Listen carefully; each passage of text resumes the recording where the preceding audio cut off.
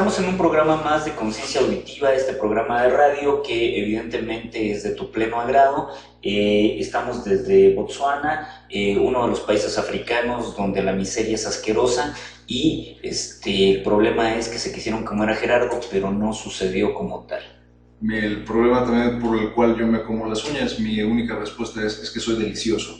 Pero bueno, ya hablando de las notas de la semana, esta semana en febrero 20. De inicio se destaca la modernidad del ejército y se cumplen 102 años de servicio al servicio de la nación. Bueno, esto de la modernidad del ejército mexicano, yo no sé si tú recuerdes, grosso modo hace algunos años atrás, me parece que fue en época de Cedillo, donde de repente el desfile aéreo, viene una muestra aérea y colapsan dos aviones, chocan, y no chocan ni siquiera en combate, sino que chocan en una exhibición. Entonces esto de la modernidad del ejército mexicano es un poco cuestionable. Claro, es cuestionable cuando el trasiego de armas sigue constante, cuando el ejército no ha podido terminar con los problemas de la delincuencia organizada. Entonces sí, en determinado momento habría que decir la modernidad del ejército porque vivimos tiempos modernos o por qué. Mira, yo creo que hay muchas más cosas cuestionables del ejército. De inicio, el ejército mexicano se ve caracterizado a finales del siglo XIX, principios del siglo XX, por ser un ejército genuinamente innovador. Durante la época de Porfirio Díaz, oficiales de la talla de Mondragón, de la talla de Calif, de la talla de González, se van a Prusia, a Austria, a entrenar, y lo hacen de una forma permanente por años. Regresan y establecen tácticas y maniobras que le sirvieron al ejército mexicano durante los primeros años. Pero el problema ha sido el ejército es el ejército bien organizado y excelente en dos zonas: en la zona fronteriza con Estados Unidos y en la zona central, donde está la Ciudad de México. El resto del ejército es China libre y bienvenido quien sea. Entonces hay una poca selección del personal, hay equipos subestandarizados para el personal, y es una cuestión muy extraña. Por ejemplo, hay un fusil diseñado en México que se llama FX-07, se generó en el 2007, se llama fusil Xecuatl, la serpiente de fuego. Es un fusil extraordinariamente elaborado, es un fusil que dispara balas de AR-15 o una cosa por el estilo. Está hecho en polímero de alta resistencia, fue un hito completamente. Le rivalizaba a un fusil que hace una fábrica gigantesca de Alemania que se llama HK. Bueno, México fue muy tímido al momento de hacer el dichoso fusil y produjeron algo así como 5,000 unidades, lo guardaron en un cajón y lo tienen escondido. Y lo que hacemos es compramos fusiles de Alemania de la misma marca HK. ¿Pero y por qué? ¿Cuál es la...? Yo no me lo explico. O sea, teniendo nosotros posibilidades de fabricar nuestros propios materiales, estamos importando de otros países. Mi única conclusión es que alguien está ganando algo en la operación de compraventa, porque no tiene ningún tipo de sentido. Importamos balas cuando Águila, que son los que fabrican las balas en México, exportan a todo el mundo, de lo buenos que son. Entonces no tiene sentido. Yo sí cuestionaría esta idea de la modernidad del ejército. El ejército mexicano, por desgracia, con el perdón del ejército, es un adorno precioso en los eventos del 20 de noviembre, del 16 de septiembre, lo digo en serio, y desgraciadamente ha brillado por su ineficacia, por su ineficiencia, por su falta de presencia. Sí funciona en los planes de N3, definitivamente, cada que hay catástrofe se ve el ejército, pero me pregunto realmente si existe una justificación suficiente para tener un cuerpo armado integrado por cerca de 150,000 efectivos entrenados y armados para los desfiles y para cuando hay catástrofes. Me pregunto si no sería mejor establecer protocolos más eficientes de protección civil que tener un ejército tan caro que realmente no ha resuelto nada y no participa en nada. Ok, bueno, yo nunca he pensado que necesariamente los ejércitos son necesarios. Siempre he pensado que esto tiene que ver concretamente con un cuerpo que en determinado momento utiliza la represión del Estado, ¿no? Ampliamente, ¿no? Y me parece que tampoco un país debe enorgullecerse por tener el ejército más potente. A lo mejor debería enorgullecerse por tener la cultura o la educación más importante, ¿no? O el sistema de salud más importante, no sé, ese tipo de condiciones. Pero en el caso del ejército en México ha habido varias cosas anómalas. Recordemos que se han manifestado una serie de violaciones a mujeres, ¿no? Cuando Calderón hace esta lucha contra el crimen organizado, se presentan mujeres violadas por el ejército y las Naciones Unidas pone el grito en el cielo, la Comisión Interamericana de Derechos Humanos también.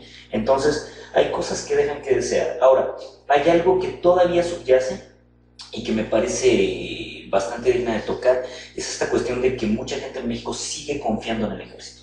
O sea, sigue siendo uno de los pocos actores dentro del orden público que es, para las personas, es confiable. No así la policía. Por ejemplo, si le preguntas que en quién confían más, en el ejército o la policía, te van a decir que el ejército. Pero otra vez es el hecho de no tener una policía eficiente desde el inicio. Más que el ejército sea Más eficiente. que el ejército sea eficiente. O sea, finalmente tenemos, por ejemplo, el paradigma del ejército contra el paradigma de la policía en México. Y dices, el ejército en México es una carrera, y es una carrera de por vida. Es una idea de un compromiso de encuartelamiento, de estarte cambiando de adscripción constantemente. Tú pudiste haber empezado en Hidalgo y terminado en Coahuila, en Chihuahua, y ahora vas a Yucatán. Te jubilas en Estado de México, ¿no? O sea, esta idea de estar rotando el personal por todos lados, con la idea de mantenerlo lo menos allegado, lo menos deshonorable posible. Yo creo que es una gran idea del ejército. Me pregunto si funcionaría también establecer un sistema cuasi regimental para la policía, porque hasta hace muy poco que estábamos hablando de los centros de capacitación. O sea, militarizarla en determinado momento. Finalmente eso es lo que es la policía. La policía es un cuerpo especializado en el trabajo civil, es decir, en lidiar con personas que están desarmadas, pero es un cuerpo cuasi militar finalmente. Hay rangos en la policía. El policía que aguantó un balazo. Bueno, también los bomberos tienen rangos. Hasta los bomberos tienen rangos. El policía que recibe un balazo en el robo de Saks en Santa Fe, lo ascienden a soldado segundo. Claro. Y el ascender a soldado segundo significa, irónicamente, no es para reírse, pero es cruel, le aumentan 1,200 pesos en su cheque quincenal y le dan 2 medallas, una por el honor y distinción y tal y tal. Yo creo que están desesperados los policías por héroes. Sí. Me queda clara solo una situación. Creo que una policía eficiente, en muchos sentidos, evita la necesidad de tener un ejército ocioso. Y planteémonos, por ejemplo, Suiza. Si bien Suiza nos lleva 600 años de desarrollo, y habría que ponderar también ese hecho, Suiza no tiene un ejército propiamente dicho. Tiene un cuerpo policial entrenado en 5 años, es una carrera. Una persona de 18 a 19 años ingresa a la policía y 5 años después sale con el uniforme a trabajar con el público. O sea, al final es una carrera completa, con toda la seriedad, y por eso los policías suizos son la eficiencia que son. No hay necesidad de tener ejército, porque finalmente los suizos están armados y tienen excelente policía. Bueno, y también habría que discutir el paradigma de esas policías que realmente están para proteger. O sea, su protocolo es de protección ciudadana y no de ataque contra los ciudadanos, ¿no? Habría que también decirlo. Yo creo que una policía eficiente limitaría grandemente la necesidad de ejército, porque vamos a plantearlo realmente. ¿Quién nos va a invadir? ¿Guatemala? ¿Nos va a invadir Panamá? ¿Nos va a invadir Belice? Y si Estados Unidos nos invade con la 5ª compañía de bomberos de Los Ángeles. Y llega tan lejos como Yucatán. Y con sus mangueras. Mira, nos podría invadir la Guardia Civil de cualquiera de los estados de la Unión Americana, integrada por gente de más de 40 años, y nos hacen pedazos. ¿Cómo esto llaman a estos imbéciles que están como locos? Minutemen. Los Minutemen. Que son... Una partida de Minutemen le daría batalla al ejército mexicano. Vaya, no seamos ridículos. ¿Para qué tener un ejército tan grande, tan caro, tan ocioso, cuando podrías ocupar esos recursos en otros aspectos? Creo que también habría que señalar, ya yendo más a profundidad, que el ejército mexicano nunca ha comploteado en sus 102 orgullosos años de trabajo, siempre ha comploteado a favor del presidente en turno y no en contra. Prueba es que México no tiene golpes de Estado, con la salvedad del de 1913. Bueno, qué bueno que lo mencionas, porque se ha cacareado. Si tú ves en los últimos, por lo menos 2 meses, hay una sombra sobre esto. Mucha. No sé si has escuchado, pero yo en más de algún programa de analistas políticos y por ahí algunos estúpidos señalando que lo que está pasando está invitando al ejército a dar un golpe de Estado. No. Yo creo que no. Yo creo que no está invitando a nada. Es lo contrario completamente. Sí, yo creo que no está invitando a nada en ese sentido. Entonces, que hayan algunos tipos que tengan una miopía y que quisieran que esto pasara es otra cosa. O sea, siempre que nos hemos enfrentado a poderes militares en América Latina en detrimento de los poderes civiles, siempre han habido atrocidades. Siempre. Entonces sería mucho mejor seguir con gobiernos civiles, que la historia les enseñe algo a los que están queriendo hacer como una mesa aquí debajo, una cama, para que esto se dé, ¿no? Salvador Cienfuegos, los últimos 6 u 8 discursos que he oído de Peña Nieto, o que he leído de Peña Nieto, involucra de alguna forma... ¿Peña Nieto escribió discursos? Bueno, los que le escriben a Peña Nieto. De alguna u otra forma, siempre suscribe o prescribe la misma idea. Es el ejército leal, el ejército correcto, el ejército decente. Salvador Cienfuegos es su ídolo. Si tú le crees al rumor en el éter, el rumor es que finalmente en el caso de Ayotzinapa estuvo muy involucrado el ejército. Yo no lo dudaría realmente. Me parece una táctica tremendamente fría y tremendamente ejecutada con una eficiencia marcial, creo yo. Ojalá me equivoque. No lo dudaría tampoco. Y dices, el ejército quedó extricado y eliminado completamente. Tlatlaya se olvidó. Donde no es dudable es en Tlatlaya. Y Tlatlaya se el olvidó. ejército estuvo ahí. Y Tlatlaya quedó olvidado. Claro. Acteal, Agua Blanca, todos los escenarios horribles de lo que ha hecho el ejército como atropellos, las violaciones que tú mencionabas, quedaron olvidados. O sea, quedaron todo perdonado. Seguimos adelante. Se acabó. Todo está bien. Sí. Creo que habría que plantearse seriamente que el temor de los gobiernos civiles, desde Cedillo hasta Fox, hasta Calderón y hasta Peña Nieto, creo que todos esos gobiernos civiles de los finales de los 90 para acá, se han tenido el mismo fantasma todos. Y el fantasma se llama que no me vayan a hacer un golpe de estado estos tipos. ¿Quién lo resistiría? No lo podríamos resistir. El ejército finalmente casi siempre por ciudad destacado tiene entre 5 y 7 mil efectivos. 5 y 7 mil efectivos es suficiente. Es más que suficiente para dominar la ciudad que quieras, a la zona que quieras. Hay golpes de estado, por ejemplo en Chile o en Argentina, que se dieron con 2.000 efectivos. Con 2.000 efectivos. No se dieron un país. No se dieron con 7.000, con 2.000.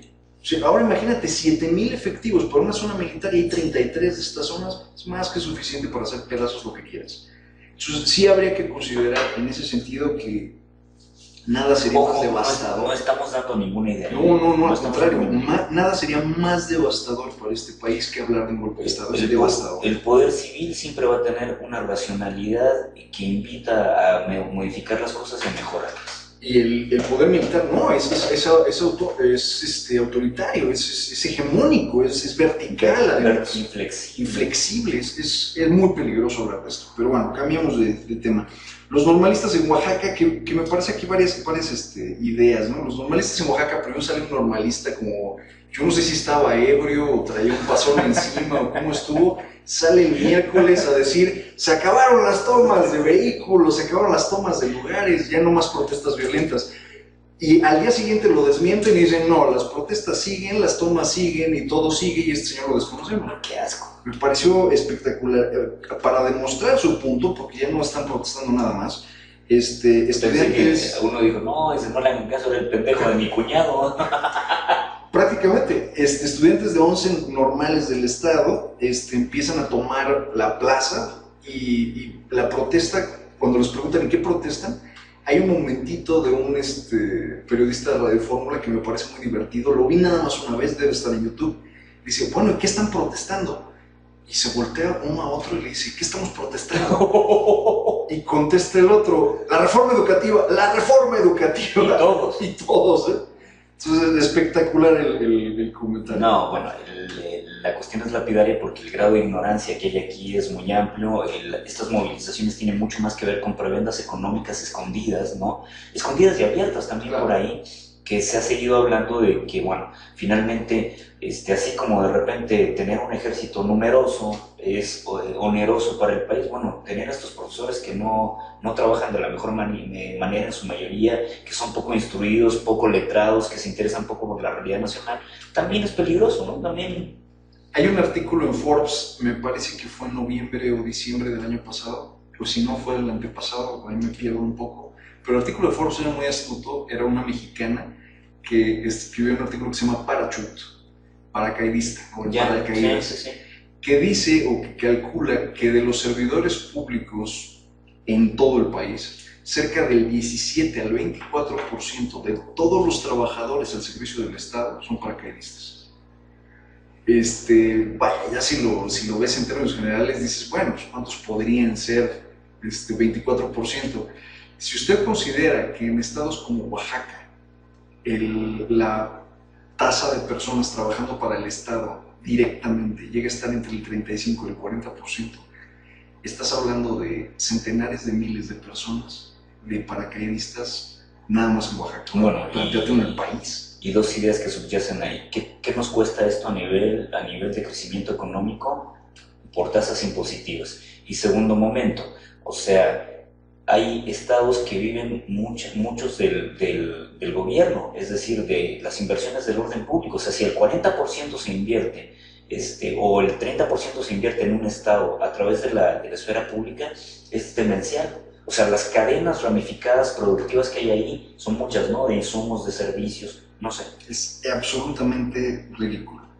Esta semana el SAT le perdona 1,123 millones de pesos a Sabritas, a Gamesa, a Scotiabank y a otras empresas directamente relacionadas con servicios financieros. Sí, una de las cosas que subyace dentro de las notas que yo leí en el periódico es que de repente los medios personeros a nivel del sistema tributario señalan que se interpretó mal eso. O sea, que la ley ha sido mal interpretada en relación a que se les perdonó. O sea, que no hay una condonación, sino que hay una especie de revaloración de lo que debían y eso se articuló de otra forma. Pero al final es un regalo, ¿no? Sí, pues Carlos, tú debías 25,000 pesos, pero no te preocupes, quedamos en 1,500, estamos felices todos.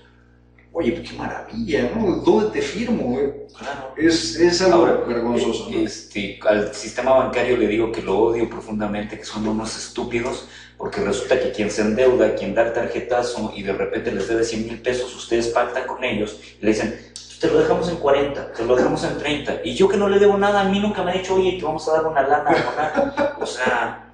¿Dónde está la paridad? ¿Dónde está la equidad? O sea, en este país, los que tienen grandes frutos y dividendos son los morosos. O sea, los que no son morosos no tienen ninguna garantía de nada. Eso es un hecho. Hace poco, me parece que hace 4 o 5 meses, salió la nota de una mujer que llega a una papelería y por pagar con un billete que era falso, con desconocimiento de ella, acabó purgando 8 o 10 meses. No, lo contaste, no, o sea, que estuvo brutal, ¿no? Una cosa brutal. Y dices, una persona puede ir, sacar un crédito por 100,000 pesos, no pagarlo y no tocar bote jamás. No.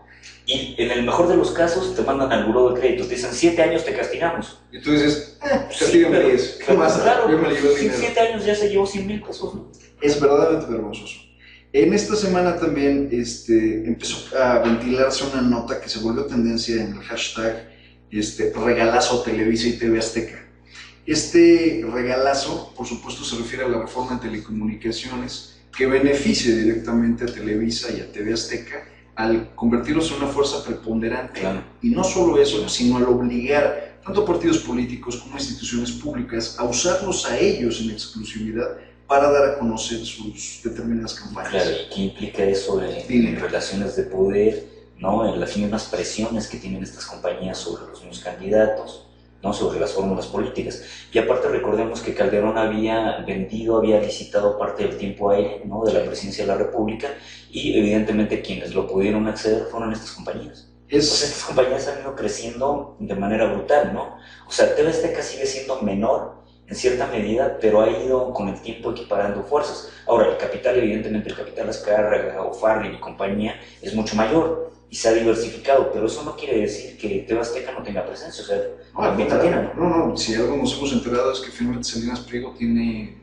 intereses en todos lados, tiene intereses en Sudamérica, en Estados Unidos. Estas tiendas de Electra que hay en el centro de... Fue el primero en entender el paradigma y el modelo bajo el cual el mexicano ahorraba. Lo mismo que está pasando, que pasó con Dr. Simi. O sea, Dr. Simi hizo lo mismo. Sí, entendió finalmente qué era lo que el mexicano quería y finalmente lo logró. Creo que aquí hay otra parte interesante que deberíamos de comentar, otro tema al borde de Pemex. Finalmente saca 2 notas que son interesantes esta semana. Sí. Una de ellas es que va a reducir los servicios personales y el capital humano por considerar un recorte de 62,000 millones de pesos.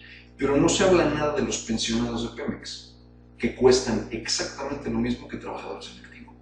Entonces es una parte que me parece... Pues yo me acuerdo que todo el mundo quería trabajar en Pemex. Claro, voy a ganar lo mismo toda la vida. Claro. Sin recortes, sin nada, todo el tiempo para mí. Era una de las empresas que mejor pagaba a nivel público, ¿no? No sé si, claro, y a nivel Latinoamérica, no sé si la mejor, pero que pagaban bien. Esta misma semana Pemex saca otra nota que me pareció también totalmente lapidaria. La nota fue muy curiosa porque dicen las autoridades de Pemex, el robo clandestino el Sí, estar derivando las tomas clandestinas. las tomas clandestinas, Claro, sí. no lo podemos frenar. Entonces ya nos dimos por vencido. ¿Cómo nos vemos por vencido? No lo podemos frenar. Pues qué pendejos. Aguanta, se pone más interesante.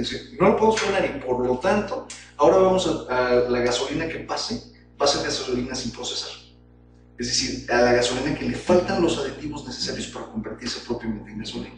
Entonces, si tú ocupas esta gasolina sin refinar, sin procesar en tu motor, lo que vas a generar es un sarro espantoso y vas a echar a perder todo.